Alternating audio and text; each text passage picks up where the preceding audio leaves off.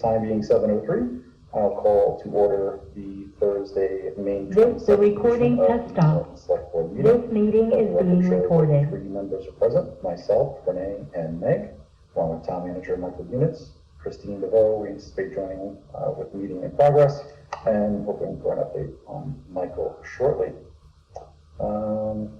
So as we typically have been doing, we will start this meeting with a public comment period.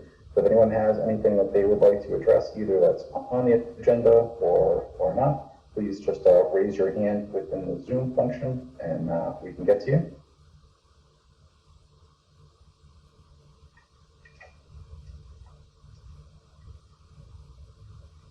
I'm not seeing any hands go up, so you'll close the public comments.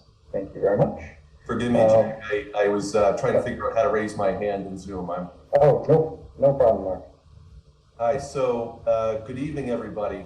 My name is Mark Fernandez, and I live at 456 South Worcester Street.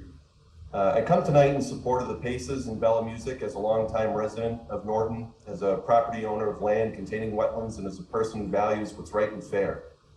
Tonight, I'm urging the board to initiate the withdrawal of the Conservation Commission's appeal to the SJC and to have the commission come back to the table to negotiate with the Paces a fair and reasonable plan that benefits the community, protects our wetlands, and allows a respected local business to continue to serve this community. We must find a way to do this. This dispute is barreling towards a no-win scenario for everyone involved that only ends in disaster. I urge you to work with both parties to mediate a resolution that ends this dispute without further damaging the community and the reputation of the town of Norton. While the opportunity to relitigate whether or not there was a violation is passed, I feel it is important to point out that in my assessment of the facts presented in the legal filings of both the Conservation Commission and the Paces, I remain unconvinced that there ever was sufficient evidence to support the alleged violation of there being extra fill at the property. I wanted to see the property and the alleged violation myself, and the Paces graciously toured me around the site. Based on my observations of the site and the evidence presented, I also remain unconvinced that the removal of this fill is the right thing to mandate here, even if in fact fill in excess of what was once approved. Confusingly, the Conservation Commission has issued the equivalent of a death sentence to the Paces and the property where their business now stands by requiring a restoration plan that estimates placed between $250,000 and $500,000 to fulfill. Let's be clear that this work, even if completed, would inherently devalue that property by decreasing its usable size by 13,000 square feet. No small business owner could ever carry this heavy financial burden. No large business that could afford it would see it wise to spend that kind of money only to devalue their investment. I urge you to consider the hopeless trajectory that this dispute now takes. Regardless of the outcome of the SGC case, the Conservation Commission was clear in its filings that it will never issue a certificate of compliance without the removal of that fill. This uncompromisingly unreasonable stance dooms the Paces business, the property, and thereby the community as a whole. The Paces will likely lose their business, unable to afford the cost of restoration they've been sentenced to by the Conservation Commission. There will be no buyers of that property willing to take on the cost of restoring it. Town residents would never authorize the expenditure of town funds to repair such a self-inflicted wound for such little benefit. With this in mind, we must understand that the work that the Conservation Commission mandated will never be done. In the meantime, the town of Norton will lose another valued business only to gain an empty lot, which will very visibly sit vacant for the foreseeable future. I do want to acknowledge that I appreciate the Conservation Commission's tireless work and assertive stance in protecting our wetlands. I recognize that I and others benefit from their mainly volunteer work by having clean drinking water and abundant sources of outdoor recreation around the town.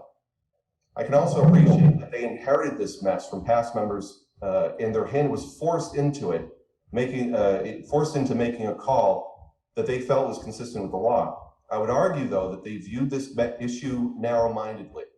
The Conservation Commission, past or present, is not innocent in this matter either. At the time of the original approval of the work, they failed to require the owner to submit a plan, including demarcation of the wetlands. Such a plan is routinely requested now and would have settled whether there was truly a violation. Yet members of the commission at that time did not require this. The commission never issued an enforcement order on the original owner despite sending letters suggesting that they may have added fill in excess of what they had approved.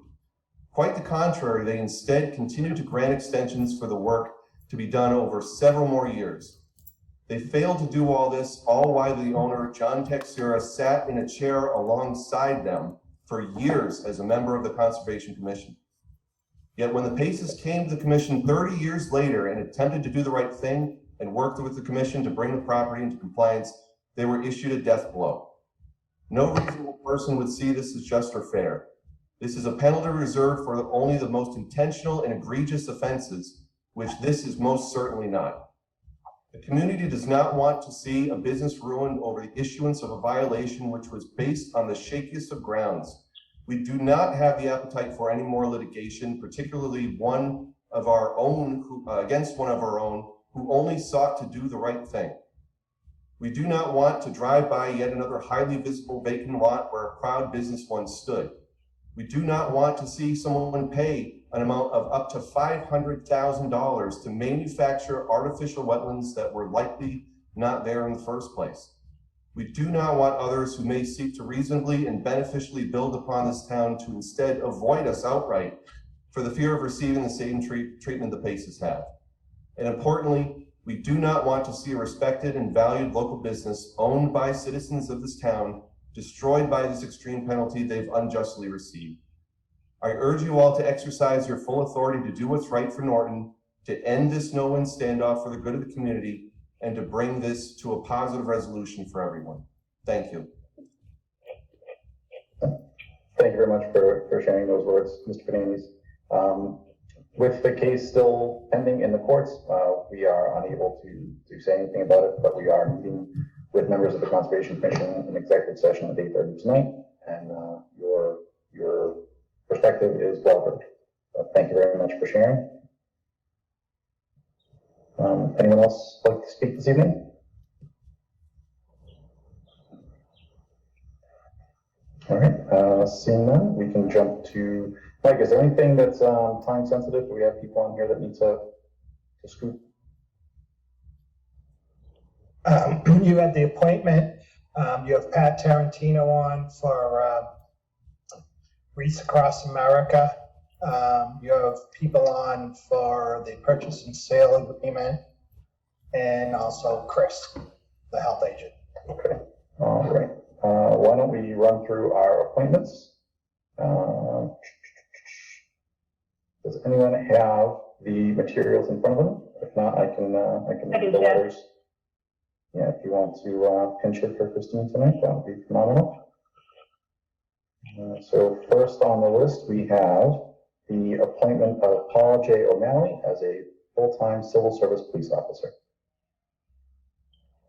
Okay, Select Board for Michael D. Units, Town Manager, May 24th, 2021, notice of appointment of full-time civil service police officer. I hereby notify the Select Board that in accordance with the provisions of Article 4, Section 2B of the Norton Charter, acting in my capacity as appointing authority, I have appointed the following individual as a full-time civil service police officer, Paul J. O'Malley. Said appointment was made on May 24th, 2021, in accordance with the provisions of the Norton Charter and will be effective June 8th, 2021, unless the Select Board votes to accept or reject the appointment prior to that date. However, I specifically request the board's acceptance of this appointment with an effective date of September 20th, 2021. If there are any questions, let Mike know, and it's been posted. So I move to appoint Paul J. O'Malley as a full-time civil service police officer, as written. Do you have a second? Second. Second. We vote, Chief. Thank you, Mike. Chief, before we vote, anything you'd like to say? Good evening. So Mr. O'Malley is on tonight. He is a graduate of UMass Dartmouth. He has a bachelor's degree in human resource management. He has also completed the basic reserve intermittent academy that the Massachusetts Police Training Committee puts forward.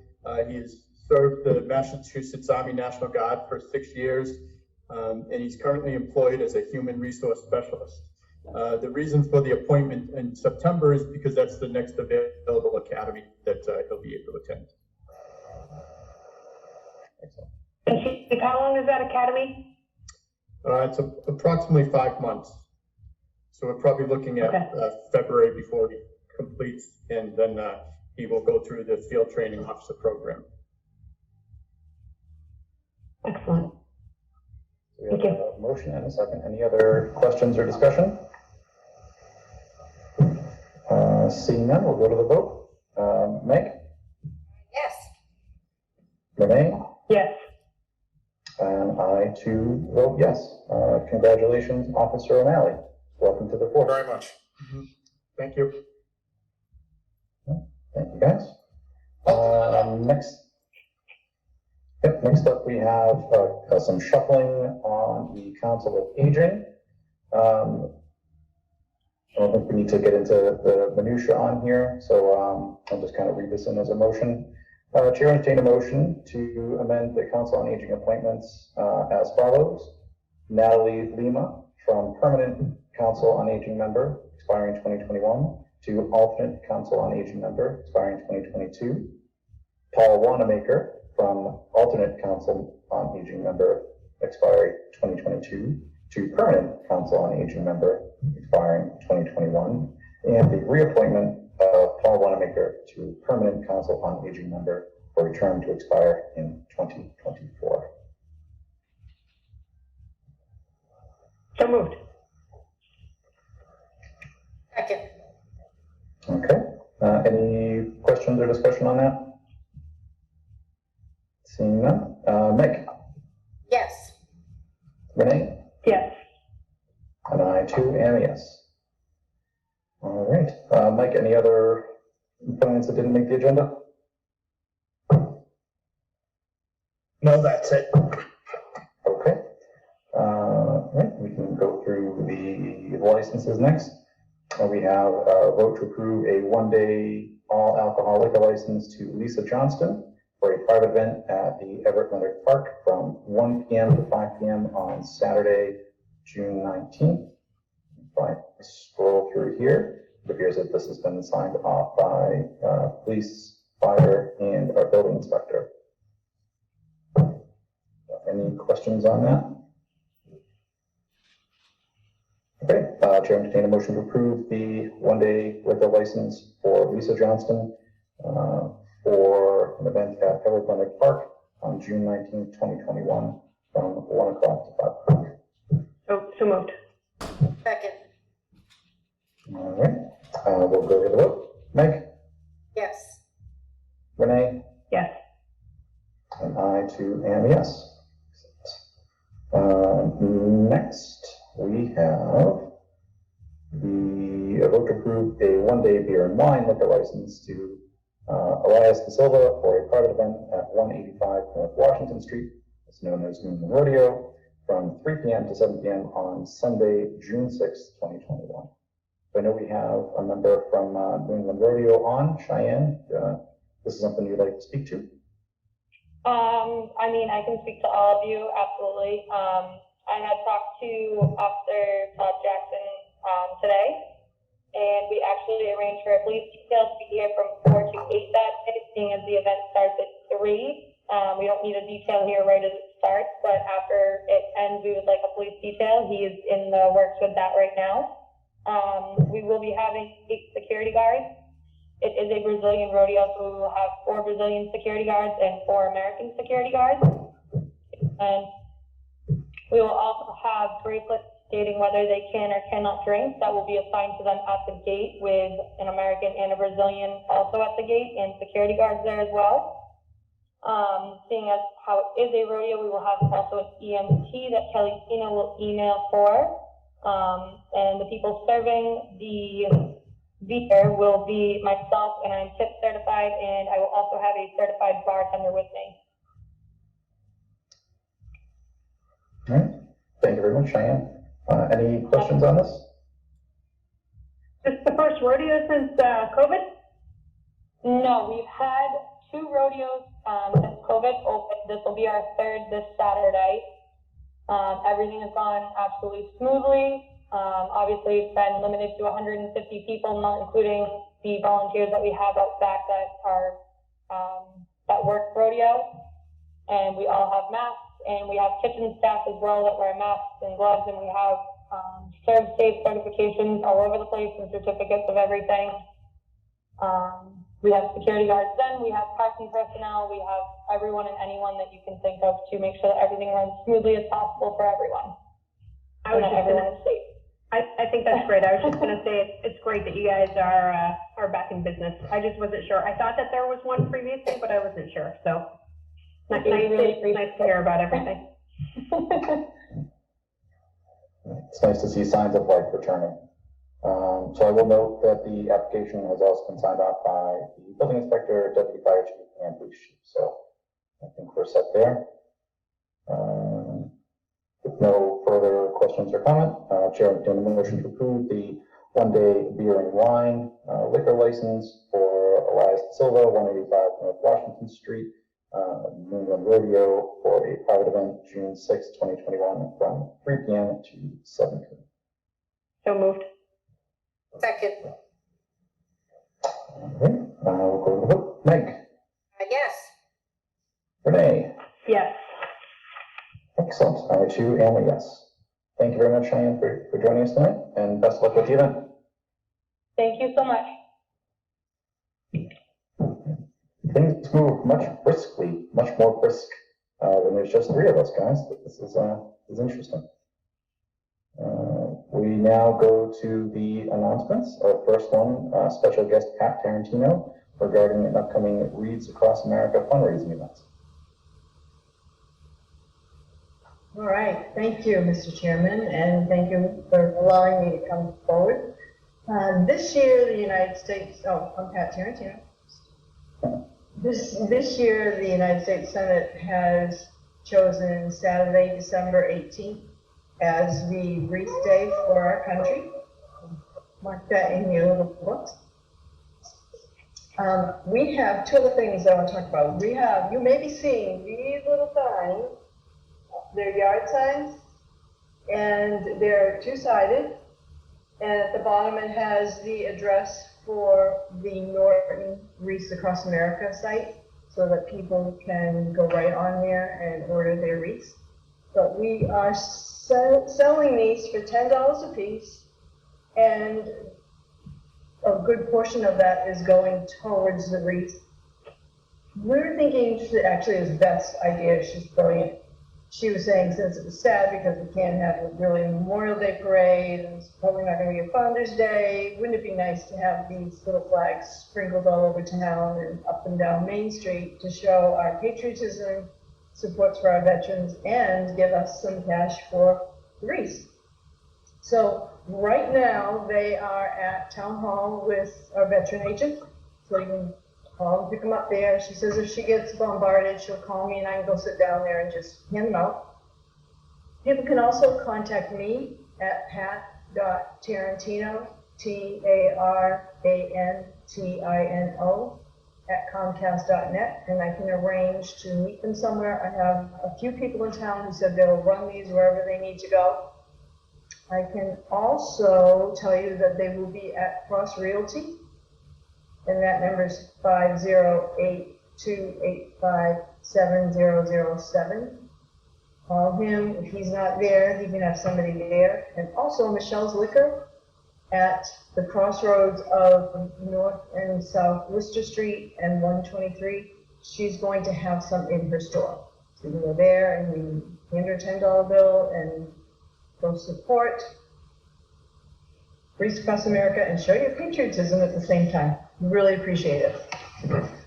The third thing is also a fundraiser, and Home Plate in Norton.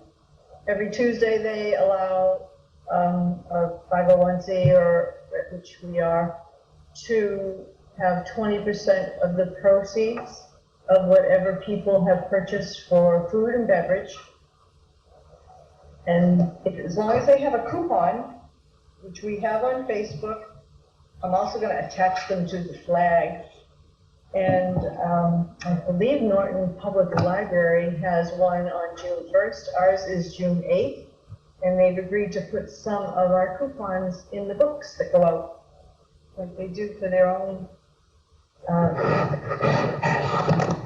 do not have to have the paper coupon with you. You can have a photo of it on your phone.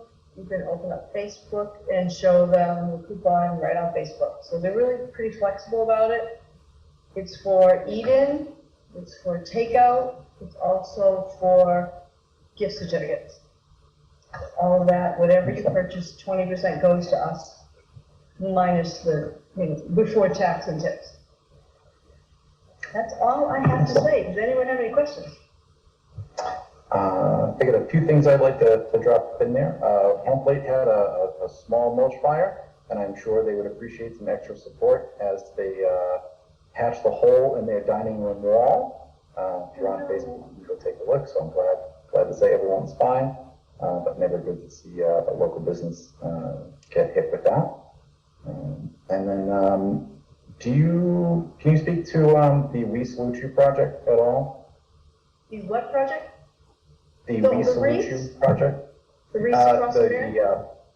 Nope, the flagpoles. I didn't know if that was also something. Oh, that's not us. That is, Okay.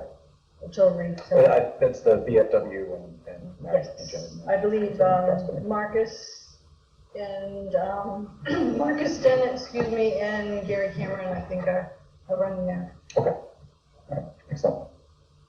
And also, just to mention Home Plate, they also continued to do this local fundraiser last year during COVID, which, we weren't allowed to have our raffle, which was a big moneymaker for us. But just for the fact that they still did it during that time when, it was tough for everybody. It meant so much, and as they gave us our small check, they apologized because it wasn't much. I said, you know what? It's more than we had before, and they didn't have to do it last year at all. So I think we should support them just for that fact. I agree. So, well, thank you, Pat. Appreciate you sharing the information. Any questions for Pat or the Wreaths Across America gang? All right. Will those flags be available now, tomorrow? I am putting together a poster tonight, just so that we can tell them, and I plan on bringing them over tomorrow. I teach knitting at the senior center in the morning, so they'll be in my car. So as soon as I'm done with that, I'll run over. Wonderful. Excellent. And look forward Thank to you. seeing them all around town. Very I good. hope so. I've seen a few already, and it makes me smile. Thank you. Absolutely. All right. Some of the other announcements that we have. The Memorial Day service, I believe, is Monday. Mike, is that at 10 or 11 in the common? 10 o'clock on the 10 o'clock. town common.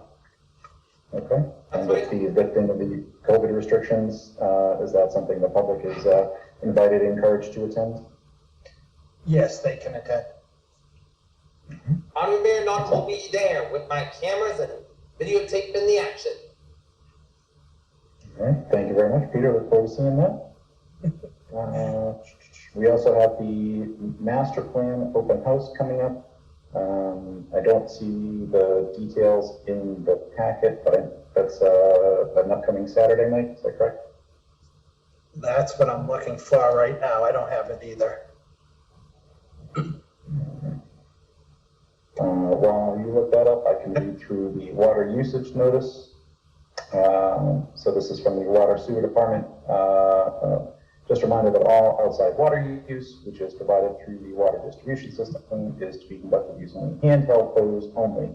Sprinklers and irrigation systems are prohibited unless the water is supplied by a private well. Please see the following from the Water Department's rules and regulations. Violation of this regulation will result in the following fines. First offense, $150. Second offense, $300. Third offense, $300, and termination of service. No lawn sprinklers or irrigation systems of any kind are allowed to be connected to the municipal water system at any time. Your efforts to assist us in conserving water are greatly appreciated. And from what I understand, this is driven by the drier winter that we had, lower volume being produced from the wells. So we're just trying to conserve and make sure that we have enough to get through the summer. Is that a fair and accurate statement, Mike? It is, and they do check, so unless you have a private well, you cannot use the water for sprinkling. Excellent. And thank you, Renee, for sharing that. So the Norton Master Plan 2021 tour continues. There's 2 more virtual open houses to explore the Norton Master Plan. They will be held via Zoom at 6 p.m. Next one's Thursday, June 3rd, with another one Thursday, June 17th, it looks like. I think that's just showing that they close it, Jack. Okay. All right. So register for the event via Facebook, or you go to Norton Master Plan in your web browser. It should take you there. All right. Thank you, Renee. Any other announcements from the board? With Memorial Day coming up, I just want to make another plug for the Please Salute You project. We learned about that at our last meeting. That is something sponsored by members of the VFW and American Foreign Legion. $100 pledge gets you a temporary 10-foot fiberglass pole with a 3x5 American flag set up in your yard 3 times a year for Memorial Day, Independence Day, and Veterans Day. Delivery and setup is the Saturday before each holiday. Unfortunately, orders for Memorial Day are currently closed. So the next one, if you sign up from this point onward, would be for Independence Day. All proceeds of this project go to directly benefit veterans and their families in our community, and will go towards the upkeep of Norton Town Common, the Master Sergeant Gregory R. Trent Memorial Park, Norton VFW Post 8049, and the World War II Cannon Monument. I checked out their site a bit earlier. They are about 10% of their goal. They have a $25,000 goal for this year, so it'd really be great to get some support going their way. I'll put a link to that in our chat. Closes up the announcements and go on to new business. I know we have, actually, we'll jump ahead to old business if you don't mind, Mike. We can address the review and vote to sign the purchase and sale agreement regarding 78 East Main Street.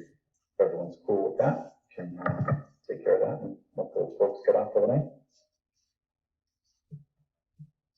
Okay. You have the purchase and sale agreement in your packet. And the purchase and sale agreement is for 78 East Main Street, the property next to the town hall. The purchase price is $1,250,000, with the seller also contributing back $50,000 towards the town hall project. And the seller will have is renting the property right now, and will get notice and construction that's going to start, and that will end any lease of that property for the construction of the 123 project. What kind of notice do we need to provide?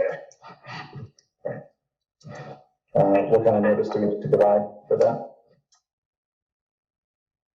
What was that again, Jack?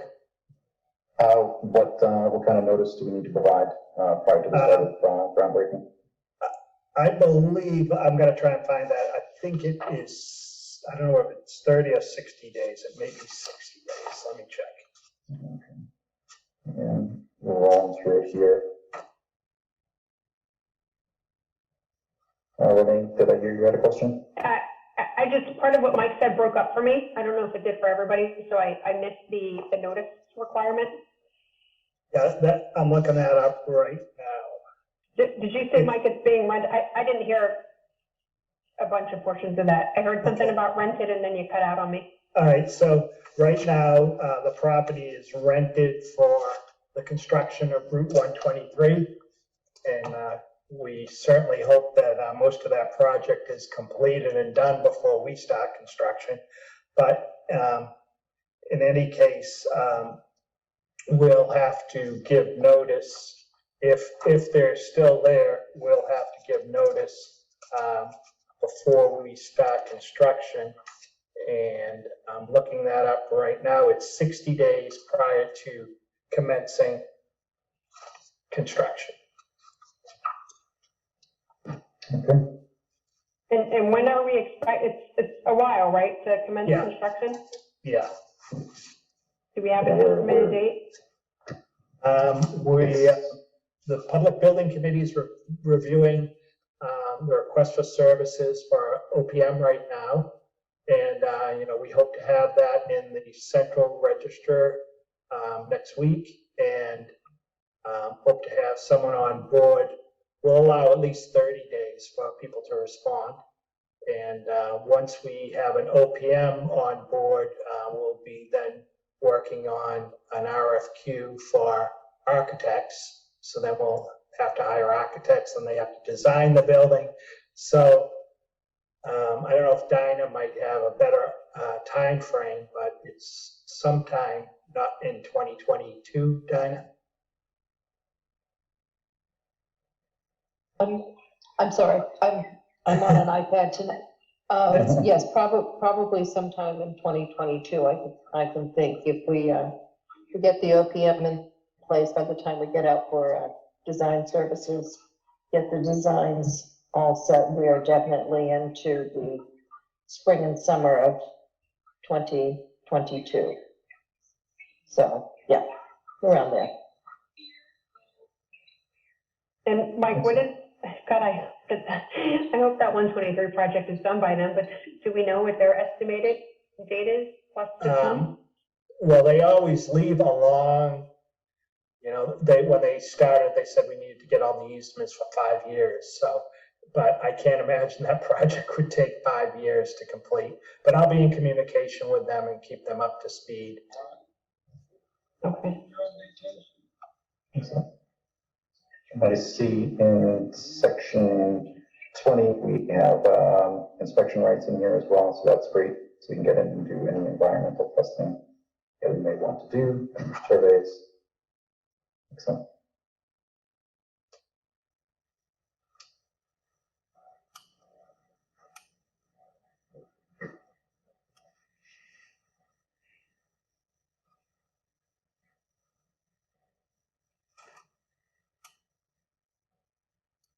What section was that, Jeff? That was section 20. It's on page 8 of 11. Titled inspection rights.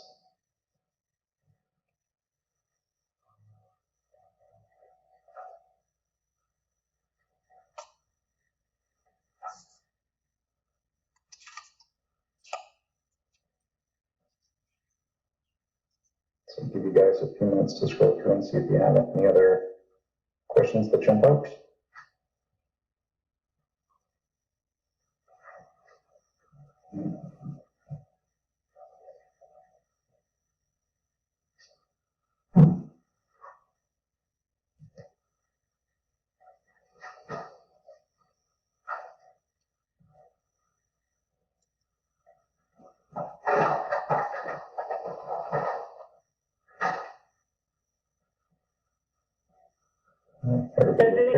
Does it state in here how long we have to conduct an inspection?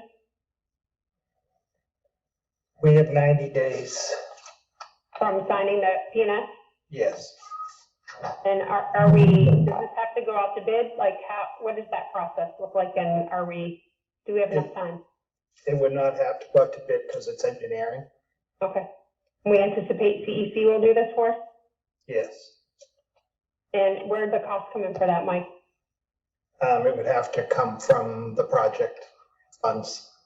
Has it already been allocated? Yeah, it would be part of with the architect budget. Okay. Is that the 70,000 that was approved last year? No, this would be in when the architect did the budget to figure out the total cost of the projects. He included everything, and surveying, engineering.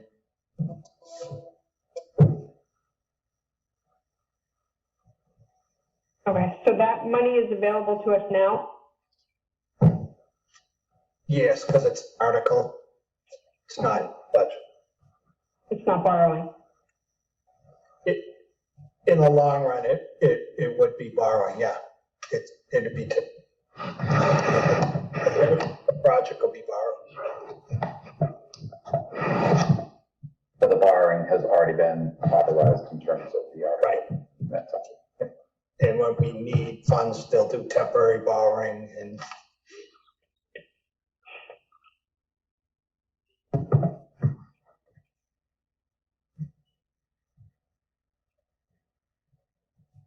Is there anything in here, Mike, that KP Law added in that's not standard to a PNS? I read this last week, but nothing jumped out at me. no, it's, both PNSs were done by KP, so Okay. everything was standard. Okay. I do notice that Christine's name is misspelled. Oh, is it? It is, but it looks like Meg's is right on this one.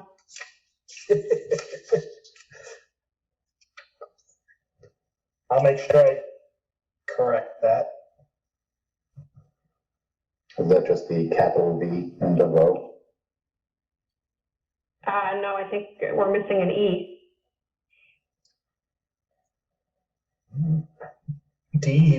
DEVEAU. Oh, you're gonna make me look it up. Yeah, I think that's right.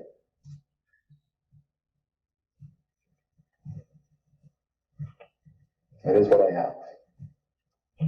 So I think we just need to capitalize the V in there. And that's good. DEVEAU. Yes, Mike, it's the second E.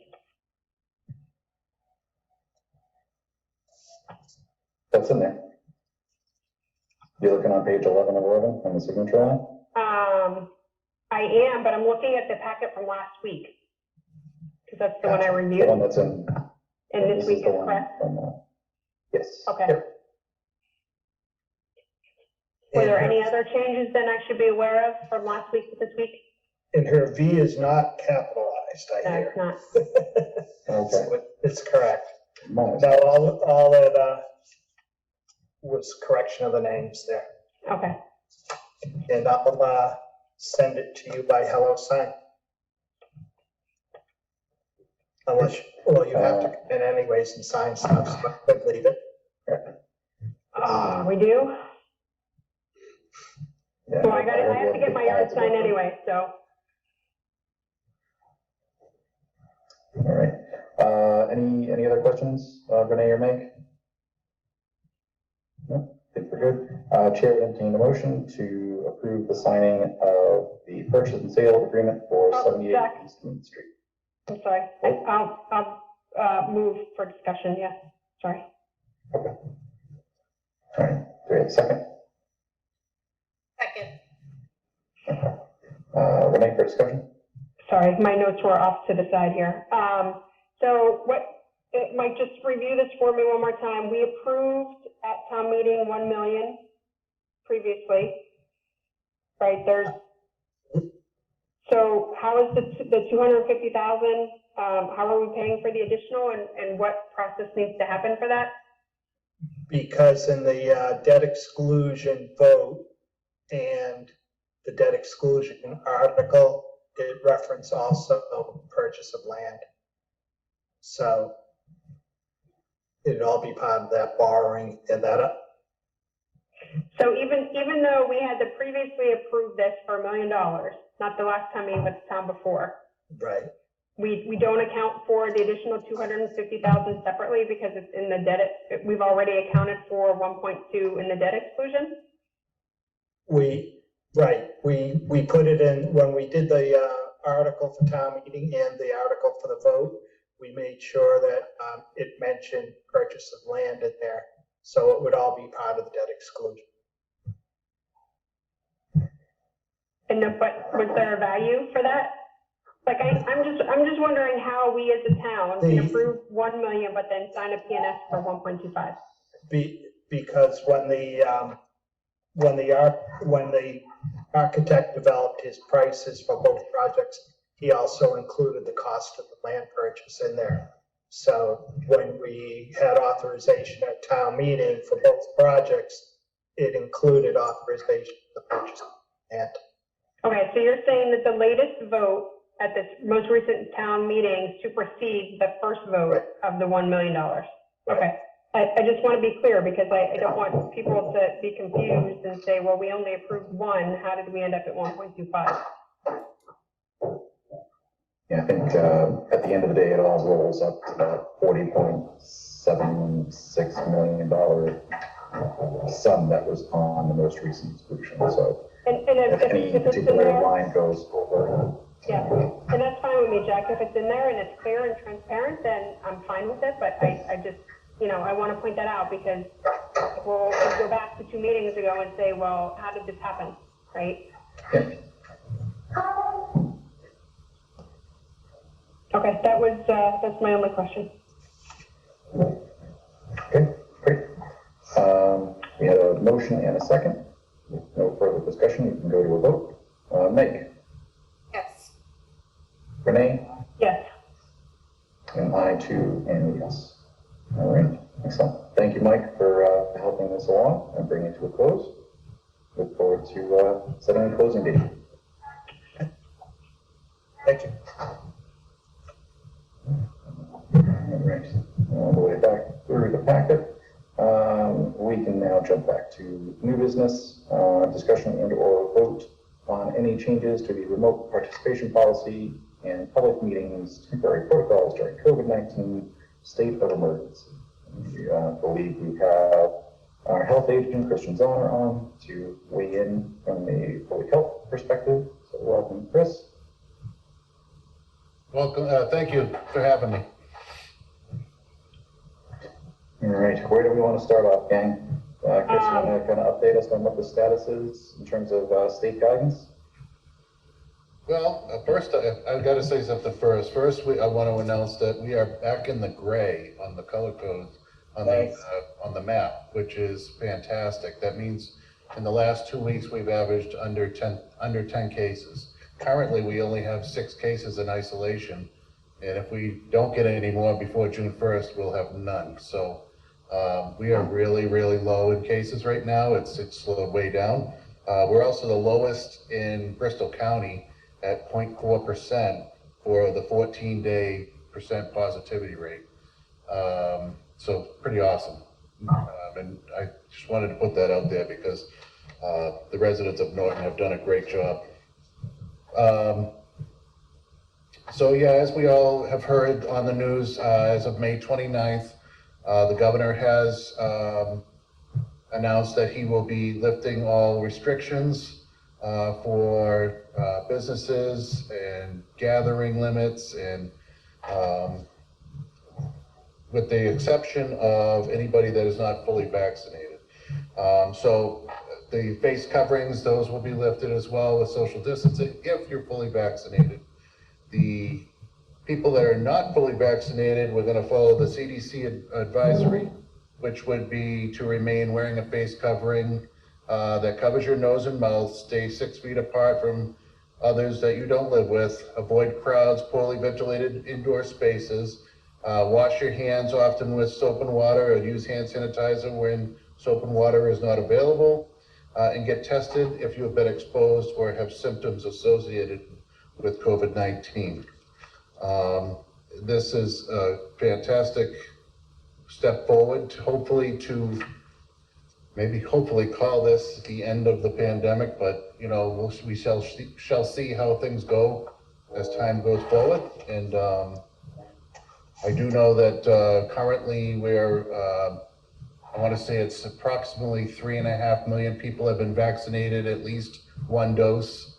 I'm sorry, 4 million people in the state, 4.1 have had at least one dose, 3.5 have been fully. So we're getting there. It's about 6 million people, and that obviously we've got kids that are, not eligible yet, but I think we may see that by the beginning of the school year next year, so we'll see. So that's that, and I know you wanted to discuss the remote meetings as well. Yes, thank you very much for the update. Yep. I'm sorry, before we go on to that, Chris, do you know, and I'm trying to search for it now, but do you know quickly what our vaccination data looks like for Norton? So I've tried to pull it up. I have, let me take a peek here. I do have some stuff printed out for it. It's hard to find it strictly for the town itself. It's buried on the, I'm clicking on it now, I'm gonna see if it loads. It's buried on the MassGov site. Yeah, I was digging for it earlier. I think it's in this printout.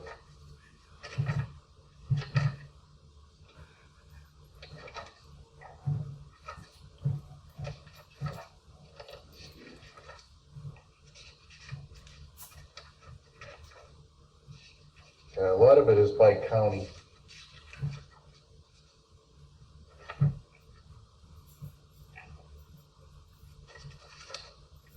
Yeah, I don't have that. I don't have it for Norton. I have it for county, by county. Which again is very impressive. I mean, the lower ages, obviously, the percentages are lower because of eligibility. But as you get higher up in the ages and the decades, I mean, you get up into the 30-year range, you're looking at 51% have had at least their one dose. And you move up into the 50s and they're at 67% have had at least the one dose. And ages 65 to 69 in Bristol County, 84%. So it's moving right along for sure. I don't have actual data strictly for Norton in front of me though. But I'll try to look for that while we're talking. I think I have it, Chris. Let me just see here. Let's see what the headers are. Like I said, it was buried. So I was listening while you were talking, but let me see if I can show it here for a sec.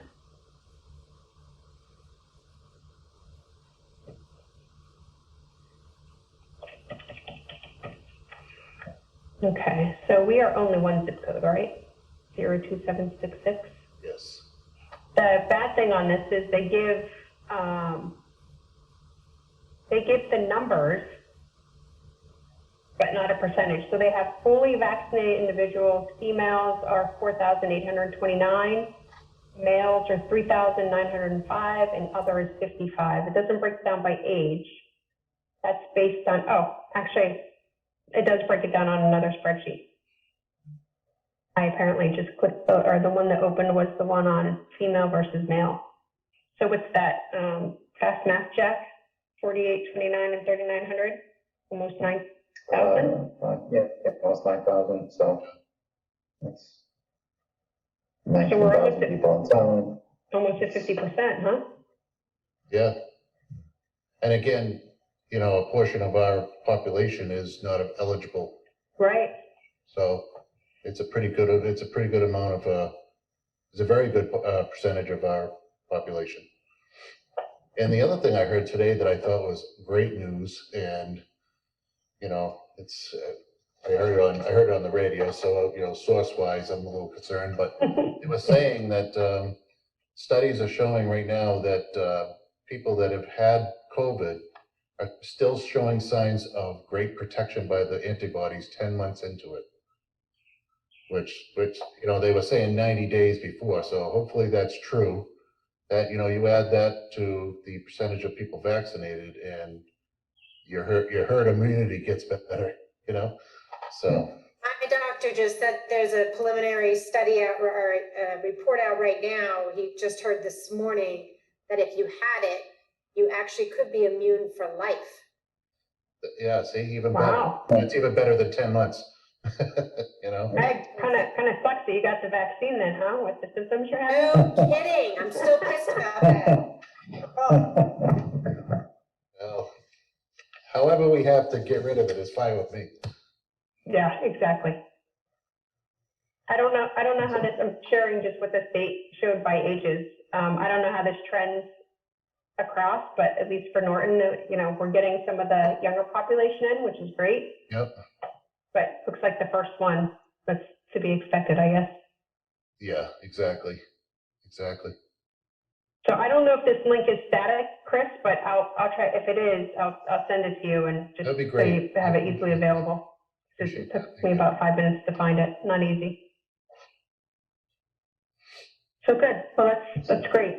So that leads us into our, Chris, I know that you reviewed, and I thank you for reviewing this because I know I didn't send it out until 6:15, but that you reviewed the temporary protocol. Yep. And things look okay from your perspective? So as far as I could tell, it meets all the CDC requirements, and as you had said in your email, the Massachusetts requirements have not been finalized. I know that the governor put through legislation, a file with legislation extending the virtual meetings to September 1st, and not only to, obviously to assist the towns that want to stay safer than ending it on June 15th, but also to allow for possibility of a permanent amendment to the open meeting law to allow for it, So I think that's a great thing.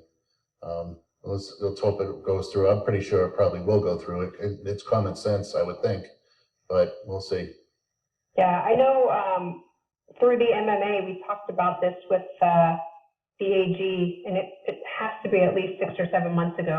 So they started those conversations, well before this time to say, hey, let's make a change. And there was mixed feedback. There were a lot of towns that said, you know what, it's great. It's increasing our public participation. And there are some towns saying that they were still having technical problems, right? So the support seemed to be about 60-40 for continuing it. But I think if it's an option, right, I don't see why it wouldn't go through.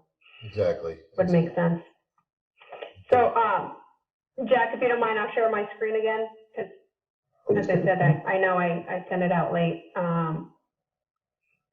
So I'll show just briefly. I sent out the 2 versions, one being the clean version, and then the old one. And as mentioned, it's based on CDC requirements because the state hasn't provided their specific guidance. I don't see it really changing. I think what we want to consider here, and this was the tough part because we talked about this before we actually knew that there was going to be a change in guidance. So I kind of just took the lead on what I would think it was, and then we can decide if that's what we want. So specific to the meetings, it allows for an option to have either fully in person, completely remote, or a hybrid model of both. There are some differences to this. The hybrid model would be for in-person attendee of members, and then public access would continue to be remote. So it's limited. And I think that this is kind of the model right now that the school committee has been using, where they have scheduled guests and members in person where available, but not required. It does leverage the guidance to say fully vaccinated individuals aren't required to maintain social distancing or wear a mask, except where required in the location. So for example, if by chance we held a meeting in the school and the school was still requiring social distance and masking, whether or not you were vaccinated, then we would have to follow those requirements. Same thing like library or Norton Media Center, whatever it might be, like a building outside of a municipal building. And then again, noting members who aren't fully vaccinated are expected to continue to wear their masks to maintain social distancing. And then anyone who has a weakened immune system or anyone in the public who is not vaccinated would continue to attend remotely. So it does have a distinction based on the role. And part of this too, what I was considering in this, because I know it seems like a lot, but what I was considering is if a meeting is, if we can't guarantee enough meeting space, right, to socially distance those who aren't vaccinated, then we may run into problems. So that's why, and here I separated out, and we had some separation in the previous one based on members versus the public, but I separated out those from the public not being able to attend if they're not vaccinated, because we potentially would not be able to provide social distancing. Mr. Chair, with your permission, I'd just like to ask a quick question on that one. As far as that, how do we go about, only I'm thinking about our meetings as the Board of Health as well, how would we go about having the access for those unvaccinated public attendees if we're meeting in person? You'd still have to have a virtual session, or, Zoom setup, yep, okay. yep, or, have it recorded by, and I don't think, if I remember correctly, Chris, and I'll have to confirm this, but, public access can be a recording after the fact. I know that hasn't been the standard, and I would say, you know, we should do our best efforts to have a Zoom session, which I think you can. Yeah, or Right. even just a call-in number. Yeah, exactly, yeah, Conference call type. and yeah, and that's part of the, sorry, I pulled this up, that's part of the Zoom, you know, we mentioned, right now, obviously, we're utilizing Zoom, but it does have the dial-in option. Okay. Thank I think you. that's a great question. The other thing on here, I did make a note, and this is more for Mike. Mike, we had in the previous one, because we weren't quite sure how this was gonna go, that if somebody needed the Zoom session, that they should go to you, and I changed it to read Charlene's position. I thought that was more appropriate, but certainly if you feel that that should still come through the town manager, then we can change that back. No, it would be fine going through Charlene. Okay, and then the only other thing, I put a note separately, not on the clean version, but we do need to make sure that folks have, you know, whoever the chair or acting chair is, that for those meetings that they have a host pin, so that if there's any issue that they can launch that meeting. I think I have another note on here. And Jack, we may want to take a minute just to read through this before we vote. Sure. So this last sentence here, so we because of COVID initially and the guidance that was there, we said no paper copies were going to be handed out any further. I know some people like paper copies, so I thought maybe just in the interest of the environment that we keep this where paper copies are provided to members upon request. But otherwise, we still try to keep it electronic if we can. But that was something a little out of scope. I'm sorry, Jeff? I was gonna say, I think we've all learned how to deal with electronic files in the past, Right. Past year or so.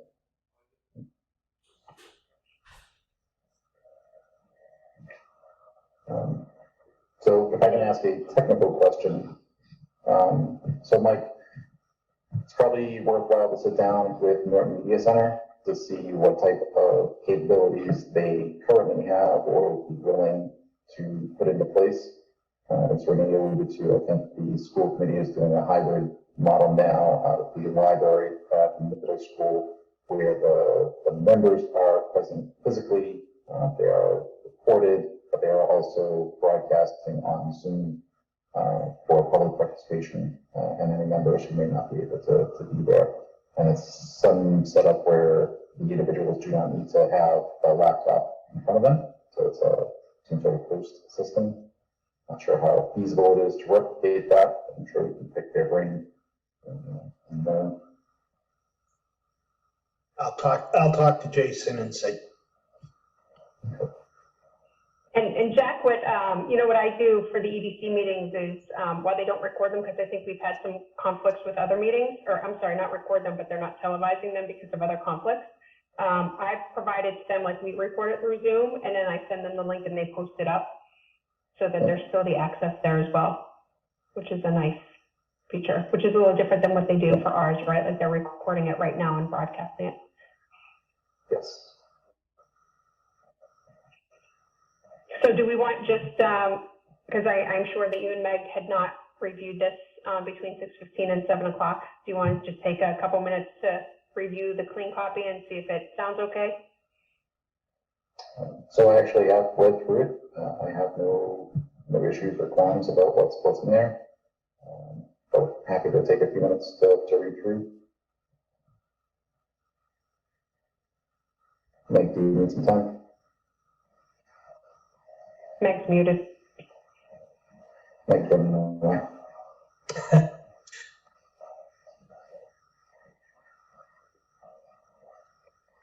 I'm good. Okay. All right. I'd just like to thank Renee for pulling that together. Fantastic document. Will this go out to all member boards, Mike? Is that the plan? Yes. Okay. How many Zoom accounts that we presently have.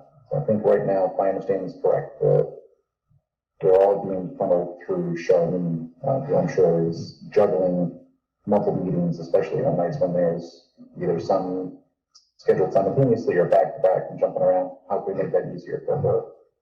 I know we have two. Conservation has their own. And I think everyone else uses the two that we have. And we still have a web account also. And Jack, I think back to the point of if the host ID is provided, right, those other groups won't need Charlene to kick off the meeting. They can launch it themselves. Yeah. And Charlene to confirm that, but we should try to make that happen. Sure. I'd also wonder, is this perhaps a viable use for some of the American Rescue Plan funds that were provided to the town to perhaps pick up another account or two with the respective chair people from each board, say planning, conservation, select board, any others having their own Zoom credentials, so that way that meeting is able to continue. It's board specific. I think that way planning and ZBA could use the same one because they're not on the same nights. We definitely could we could do that. I'll go over that with Charlene. That's great. Thank you. Jack, do you want to talk about the remote participation policy now? We don't have to. We could just vote on this if we want and then table the other, or talk about it briefly. Yeah, why don't we vote on this and then we can touch on it. I think being light on members, perhaps that's something that's better left for another night. So Chair would entertain a motion to approve the revised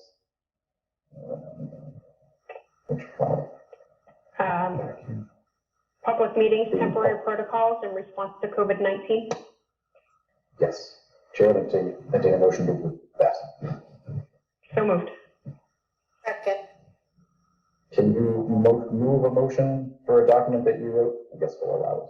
Don't have a choice. I don't think I have any sort of ethical conflict there. I don't think so. Okay, we'll go to the vote. Meg? Yes. Renee? Yes. I too vote yes. Thank you very much, Renee, for pulling that together, and Chris for helping us through the process. And great, again, before we move off of COVID, just again, endless thanks for you and your staff and your team of professionals and volunteers to help get us through the worst of this. No one saw it coming, but glad you were there. Thank you, sir. Thank you. I have one quick question too. I don't know if this is the time to ask, but last year we did the declaration of emergency, March 16th, I think it was. And with the state lifting their emergency, should we be doing the same as a joint meeting to lift our own, or do we leave it, or what do we do? Just so I can tell my board. Fantastic question. Defer to Mike on that. I want to check with council on that because some of the discussion that we were having with other town managers, they were concerned that if we pull the emergency, would that then eliminate our ability to obtain funds from FEMA? So let me see what council says about that. Okay, so I'll touch base with you then. Thank you. Thank you, Chris. Go ahead, Peter. Thank you, Chris Summer, and your health agents for your hard work during this pandemic, and thank you for your hard work during the pandemic, and I can't wait to get back to in-person meetings soon because I'm fully vaccinated, and I can't wait to get back to in-person meetings with my notepads and my pens, taking notes of the meetings, right? That's right, buddy. Thank you for doing the right thing. That's right. Mr. Chairman, while Chris is still on, I was telling Chris today, I happened to watch Fox News 25 this morning, and they were talking about burnout of health agents in Massachusetts, and they were scrolling down the screen. They were showing everything that the health agents have to do, and then now this was all thrown on top of it. So I I appreciate everything Chris has done, and it really put a lot of extra work on it, Chris and his staff. Well, I appreciate that. Thank you. Excellent. Well, thanks for joining us, Chris. Appreciate it. Great. Thank you. All the best. Moving on, discussion and a vote to approve the conservation restriction. Jeff, of what? Oh, are we tabling the remote participation policy? I think we should until we have perhaps Michael and Christine on. Okay. Yep, that's fine. Okay. Discussion and a vote to approve the conservation restriction of lot 2, 213 Oak Street, here in town. Mike, you want to give us a rundown? This was a requirement as part of an order of conditions where the person developing the property had to cross wetlands, and they needed a culvert to cross the wetlands, and it exceeded the threshold for alteration. So as part of an agreement for that allowance, they agreed to put 2 parcels of land into a conservation restriction. And it's shown on the last page of that document. You can look at the plan. There's 2 parcels, parcel 2 and parcel 1, that are part of the conservation restriction. It totals just under 8 acres.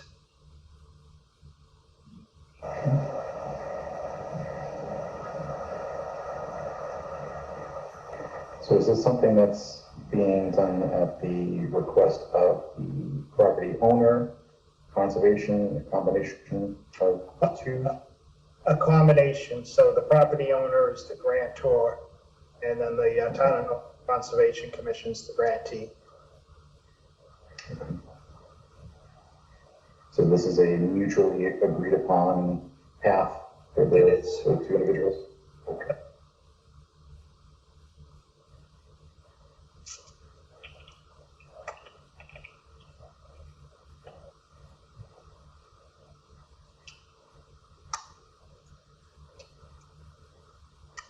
Just reading through this while we're here, in the silence. Yeah, I'm doing the same.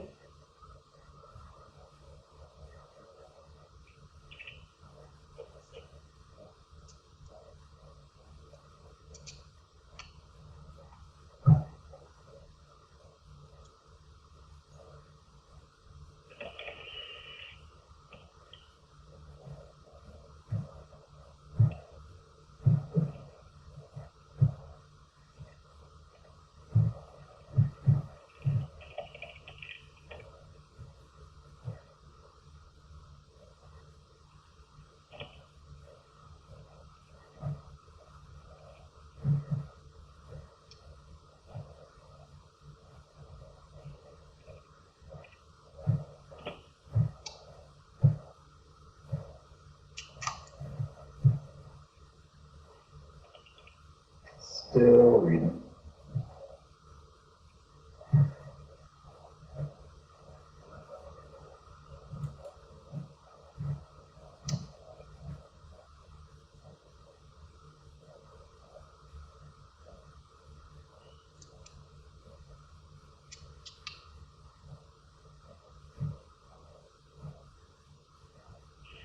Hey, Mike?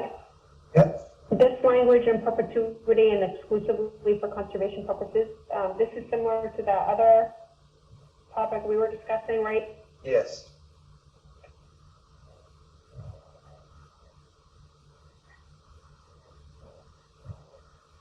Is that the same, chapter 184, is that the same one as well?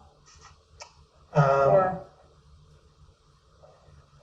I can't tell you for sure. I don't remember what the other one was.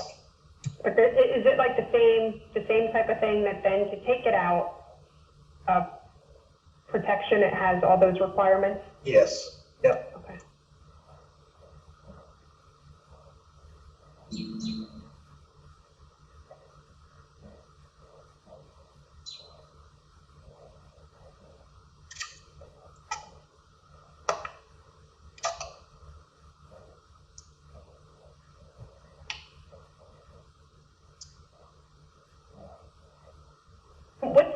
purpose for somebody doing this?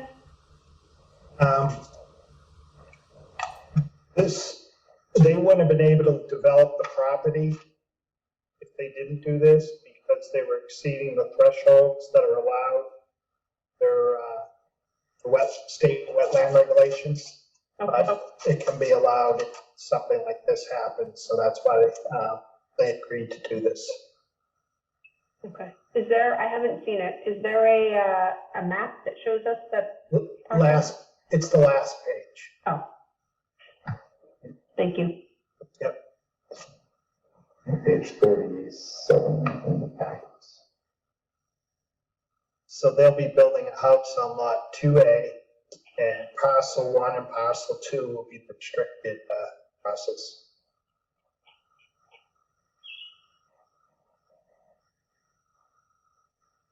And this abuts the Norton Country Club. Is there access to it once all the other things, oh my gosh, where's the end of this? Once the other things happen? Once the house is built and like essentially, will the town be able to access this to use it for some sort of open space? I don't believe that there is any access. It's really just wetland protection. Okay. Although I take that back, the back parcel, it does actually abut the land preservation behind it.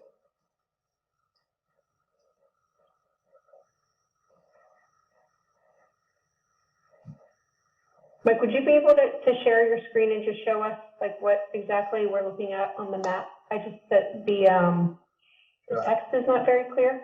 Yep, let me find it. I can share mine if you direct me then. All right. Or I think I can give you control. If you put it up. Yeah, give me 1 sec here. And just like to note that Christine has joined. So, Christine? Hi, guys, thank you. Sorry, I'm late. Okay. Hi, Christine. We are presently discussing item. Can you see my mouse? I can't see your mouse. I did give you control though. Okay. Can anyone else see his mouse? Oh, now I see it. All right. So for the developer, their access will come in here. This is where they're crossing the wetlands. And they'll be developing a house in here. And the restricted parcels are this parcel and this parcel here. And this land back here is land preservation. So this would join up with the other protected land. And down here is Norton Country Club.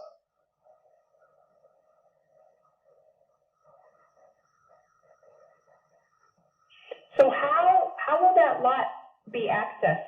So that the builder is going to go off of, is that Oak, right?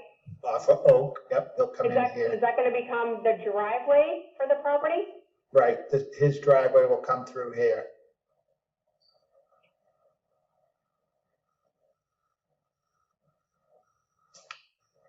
Okay, the snowblower.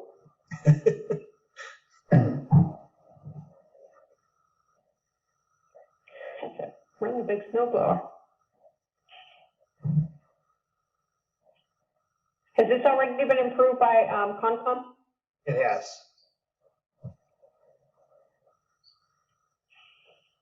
Okay, I'm gonna stop the share for a second, just so I can read the document. Thank you, Mike.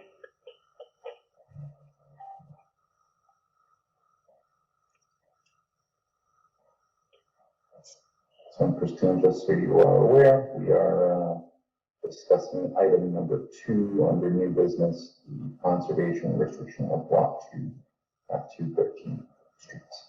Thank you.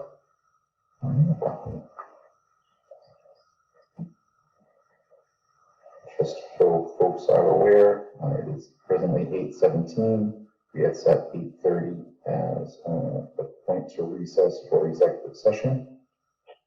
We have 12, 13 minutes left in the open session. We can come back and finish up anything that we we may not have gotten to.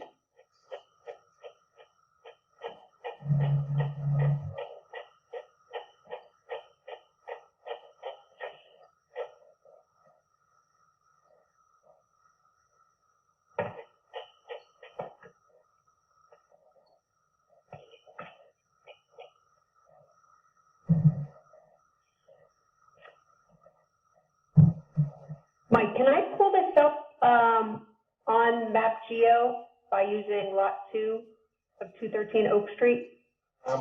Probably not, but if you go to Map Geo, you should be able to find, let me see if it gives a parcel on here.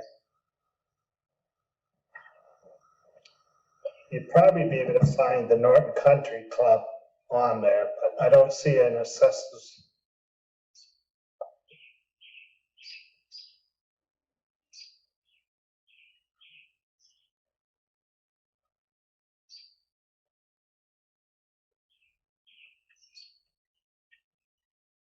Somebody outside? You can put in 213 Oak Street. Thank you.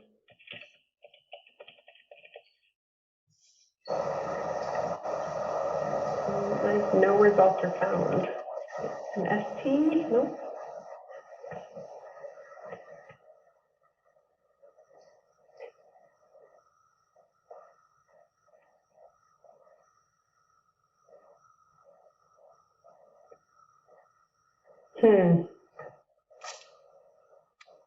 Let me search by owner.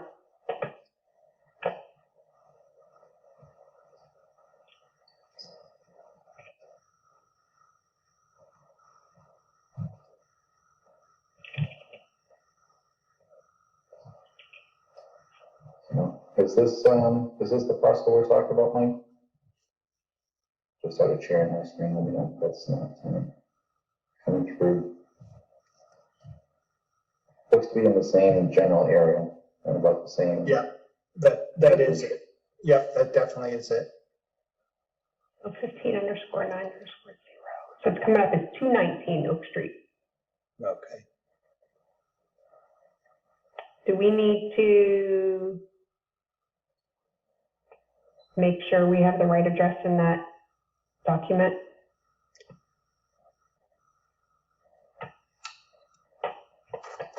So I think looking at the adjacent parcels, if this one labeled 4 is 211, this one labeled 5 is 215. If the entrance to the property is in between the two, I think that would have to be 213. Yeah. So I don't know if It's it's funny, an when- update yeah. to the assessor's map. When I put 219 in, I actually get a different parcel. Well, probably because the one that you, maybe you're just hovered on it. It's coming up as 0 Oak Street. No. Oh, ownership is 219 Oak Street. Yep.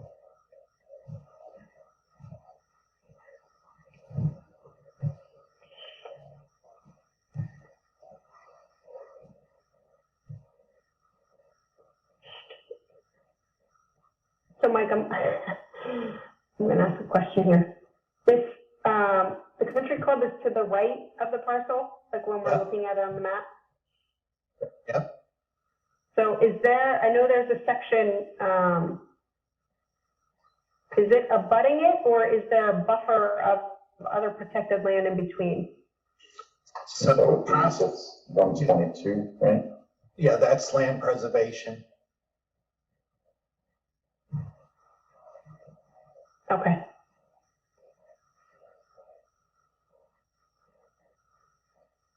Let's say, the way that the zoning is on there is a little weird. There's a little piece that's commercial on this property, like in the preservation area.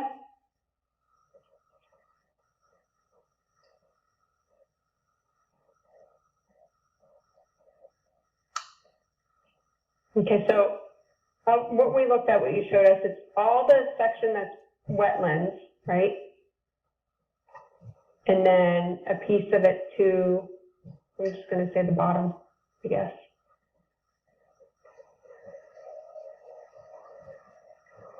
So Does that sound right? It would be a section that abuts 122. Yeah. And then it runs down along there, along the country club. And then across from the driveway coming in with that wetlands, all that wetland area that you see in the darker on the lot includes all that. Okay. And so we have a pork chop looking lot that would be left in the middle here, come down, and then connect to the drive out to Oak. Yeah, if you click on the wetlands, you can see the green shade a little bit easier if you change the theme.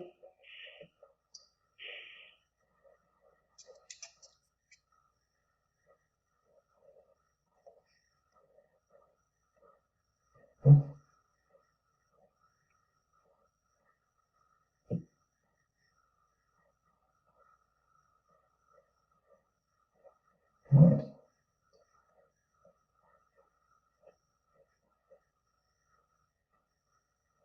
I'm all set on this. I don't know if Megan and Christine have had time to look through the document. Yeah, I did. Didn't really have that many questions, or any.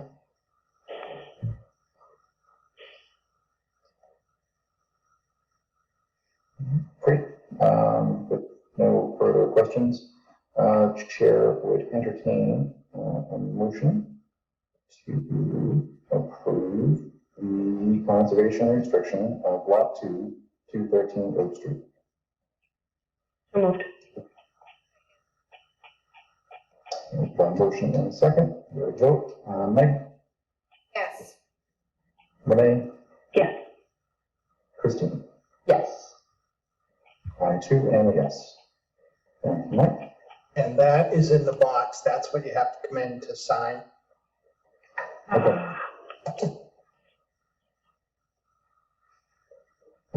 Yeah. Very good. We can get that signed.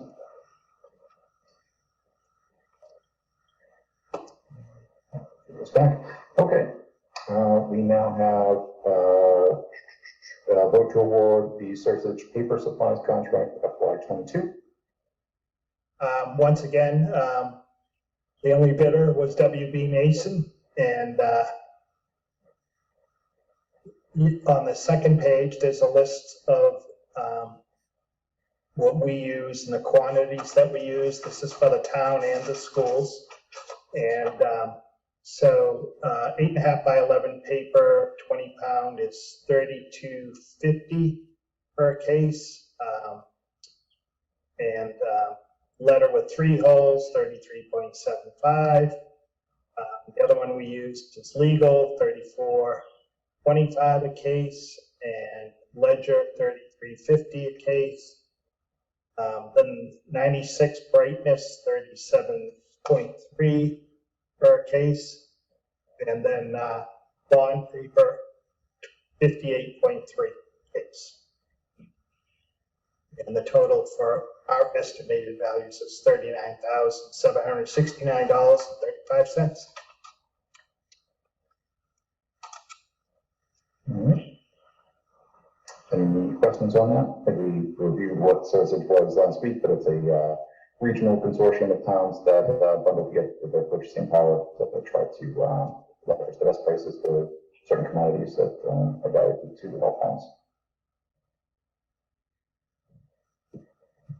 Seeing no questions, Chair would entertain a motion to award the Sarsage paper supply contract for FY22. So moved. Good. Motion and second. We'll go to the vote. Meg? Yes. Renee? Yes. Christine? Yep. And I too am yes. Thank you. Next is a vote to award the Sarsage office supplies contract for FY22 and FY23. And office supplies is also WB Mason. And when this is put out to bid, it's a requirement that they use the United Stationers supply catalog. And so what they're proposed is there'll be a 57.8% discount off of the prices in the United Stationers supply catalog. All right. Why is this one for 2 years versus, I think most of the others are for a single year? Is it just the way it's structured? I don't know why it was structured that way, to be honest. You can probably get the better price.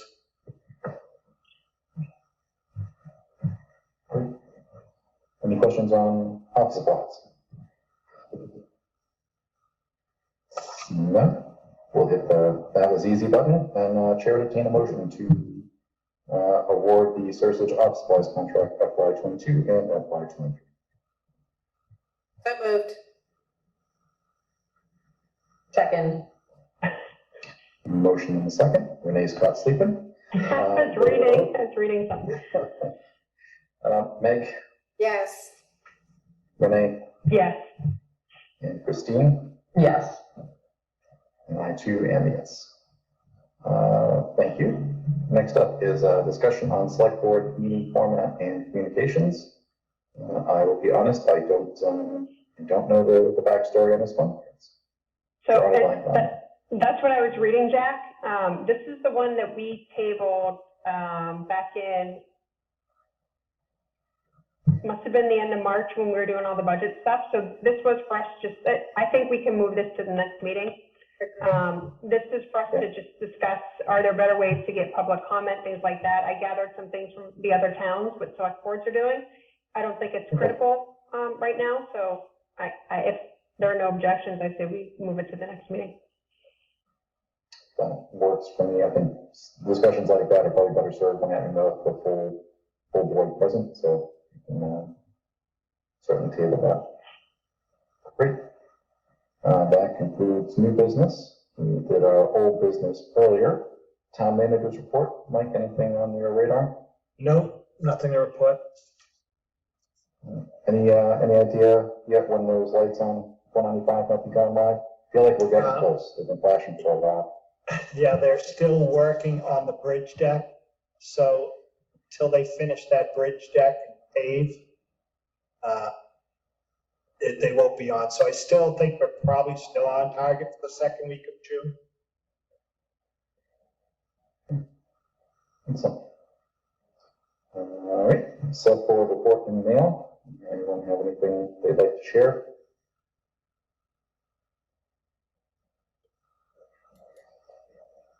Here in crickets, I did get one thing this week. One of the residents in town reached out with a desire to sort of create a community garden.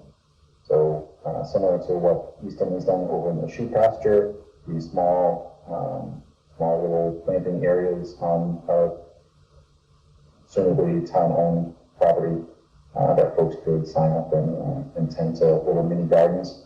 I think it's a phenomenal idea personally. I don't know how to get this considered. Is this a conservation item, Parks and Rec item, somewhere in the middle? Is there other things that we're not considering? Just to have a meaningful discussion to see what it would take to make something like this happen.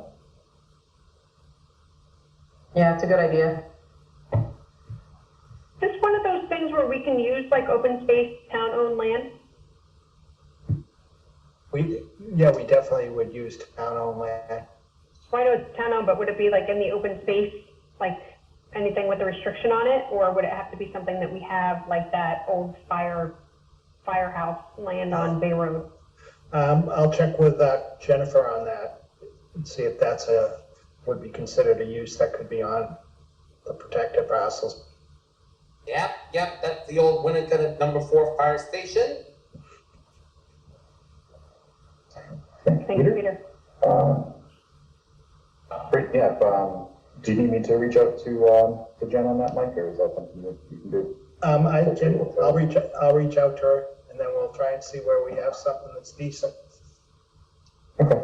And any logistical challenges that she foresees with that, or ideas on how to make that happen? This individual also shared it online after reaching out. It seems to have a fair level of support, so it's something worth looking into. Thank you. So I realize it's 8:33. I propose that we just push through and close out our last two items before recessing to executive session. That way, no one is left hanging around waiting for us. So, nods of approval from my fellow board members. Very good. Fast check. Excellent day. All right, well, here we go.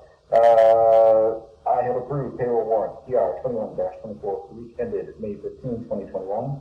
Warrant dated May 20, 2021 in the amount of $1,497,287.19. Invoice warrant AP 21-47 dated May 20, 2021 in the amount of $408,316.64. Invoice warrant AP 21-48 dated May 27, 2021 in the amount of $954,732.26. That brings us to our minutes. Can we finally take January 21 up behind the tool shed and get him on? I would love to say yes, but I still have that piece of paper with notes sitting right next to me. I just haven't had time. I will put it on my agenda for this weekend. Okay. Very good. And I was just looking at the number of meetings that we had in April. We had 8 meetings. Well, we did a lot of joint meetings with FinCom, so This is a lot of has meetings. anyone else? Yes. Has anyone else had a chance to review the April minutes? I just read all the way up till the 29th, so I haven't done anything in May. Excellent. I've read up to mid-April, so April 12th. So we're good with that. I entertain a motion to approve the minutes from April 21st, 2021 open session, April 1st, 2021 executive session, not to be published until the reason for executive session has been met. April 5th, 2021 open session, April 8th, 2021 open session, April 12th, 2021 open session.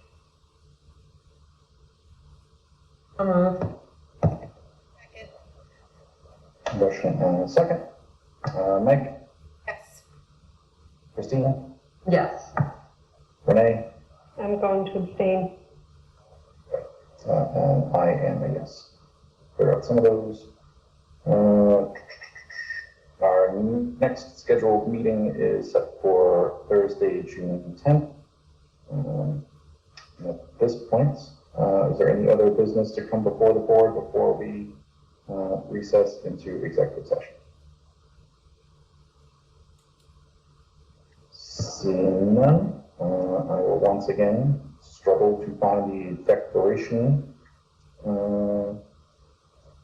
because I never planned ahead properly. It's the last page of the packet, yeah. I was just looking for a separate email. Kim, you are the best. I tried making it easier. Yeah, no, that is easier. Thank you. Okay. I declare under General Laws, Chapter 30A, Section 21, small a3, that the purpose of the joint executive session with the Conservation Commission will be to discuss strategy with respect to litigation, i.e. Bella Music, because a discussion of the strategy in open session could compromise the purpose of the executive session, and with the board to not return to open session at the conclusion of the executive session. I move that the board go into the joint executive session under General Law, Chapter 38, Section 21A3 for the purposes and reasons declared by the chair, and with the board not to return to open session thereafter. Second. All right, we have a motion and a second. A roll call to go into executive session. And I believe Michael just joined. So, Meg? Yes. Renee? Yes. Christine? Yes. Michael? Is on mute. He's waiting. I think he's waiting in the other session. The answer is yes. Thank you. I apologize. Okay. Yes. Very good. And I too am a yes. Thank you everyone for tuning in this evening. At this time, the open session of our meeting will close. We will reconvene in executive session in second Zoom link that was sent out today. Hope everyone has a great, safe, and enjoyable Memorial Day, and please remember to keep it in your hearts, the folks that the day is for. Have a wonderful weekend. Good night, everyone. Thank you. Good night. Good night, The everybody. recording has stopped.